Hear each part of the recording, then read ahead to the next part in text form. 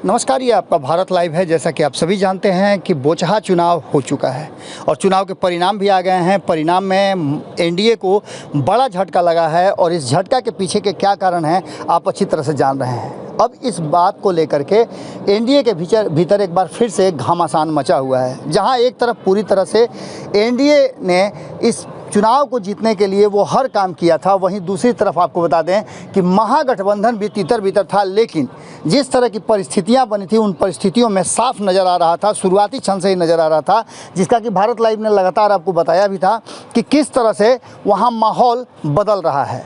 खास करके इन बातों को लेकर के एनडीए में पूरी तरह से एकजुटता दिखाने की कोशिश की जा रही थी, लेकिन उसके बावजूद भी मुकेश सहनी को बाहर करने का दंश कहीं ना कहीं भारतीय जनता पार्टी को झेलना पड़ा और एनडीए की ज़बरदस्त किरकिरी हुई है।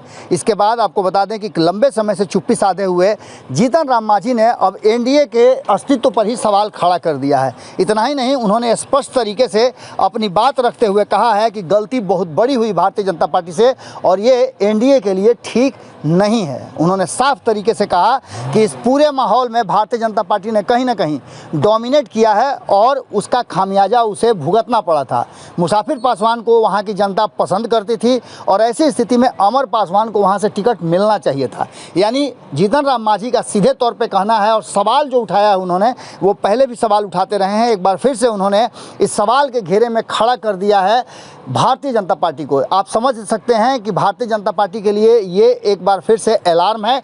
जो बिहार में राजनीतिक उथल पुथल होने की संभावनाएं व्यक्त की जा रही हैं, उसको लेकर के ये बयान काफ़ी महत्वपूर्ण माना जा सकता है। आप समझ सकते हैं कि जिस तरह से चुनाव के परिणाम आए हैं और हार जीत का अंतर बहुत बड़ा है, जिस तरह से मुकेश सहनी ने इस अंतर को पैदा किया है। लगभग जितने वोट लाए हैं मुकेश सहनी, और कहा जा रहा था कि मुकेश सहनी का कोई जनाधार नहीं है, लेकिन मुकेश सहनी ने जिस तरह से भारतीय जनता पार्टी को जीत से रोक दिया है, उसे देख करके साफ लगता है कि आने वाले दिनों में बिहार की राजनीति में बहुत कुछ बदलेगा। और जीतन राम मांझी खास करके जिस तरह के बयान दे रहे हैं, वो साफ तरीके से नजर आ रहा है कि वो कहना क्या चाहते हैं, उनके मन में क्या है, और जो कुछ भी एनडीए के भीतर चल रहा है उसकी पूरी की पूरी कहानी उन्होंने कह दी है। सुनिए क्या कहा है जीतन राम मांझी ने। हम एक अनुशासित पार्टी और भविष्य के नीति निर्माता होने जा रहे हैं, इसका सबूत हमको मंच पे देना होगा। यह अनुशासन को अगर हम आगे भंग करेंगे तो फिर हम क्या मैसेज देंगे। इसलिए अपने कार्यकर्ता से हमारी गुजारिश है कि अनुशासन को थोड़ा सा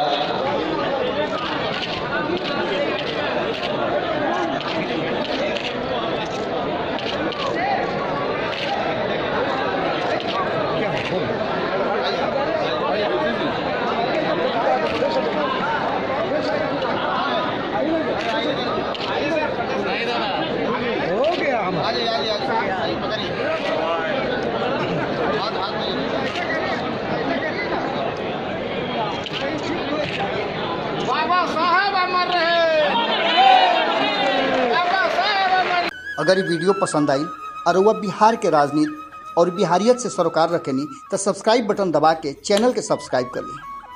ओजे एगो घंटी बा, ओकरा बटन दबा देला से कुल सटीक और मारक खबर रुआ मुफ्त में मिल जाई। अगर रुआ पत्रकारिता के हमनी के नया प्रयोग में सहयोग कर चाहतानी तो ज्वाइन बटन दबा दी। पेटीएम नंबर नोट कर ली 9386816700। धन्यवाद।